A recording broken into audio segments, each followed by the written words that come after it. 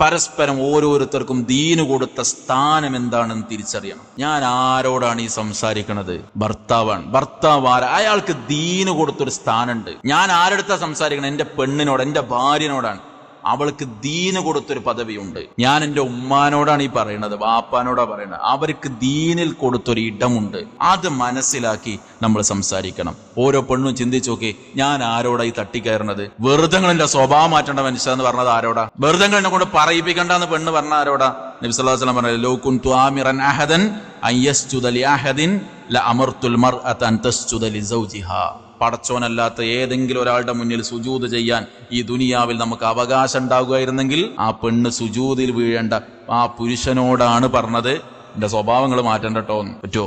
എത്ര ആദരവ് കൊടുക്കണം. ഇനി തിരിച്ചും ചിന്തിച്ചു നോക്കി. നബി സല്ലല്ലാഹു അലൈഹി വസല്ലം പറഞ്ഞു, അക്മലുൽ മുഅ്മിനീന ഈമാന അഹ്സനുഹും ഖുലുഖ ഖിയാറുക്കും ഖിയാറുക്കും ലിനിസാഇഹി. ഞാൻ ആരെ മുന്നിൽ മാന്യനായിട്ടും കാര്യമല്ല, എന്റെ ഭാര്യ പറയണം മൂപ്പര് കുഴപ്പമില്ല.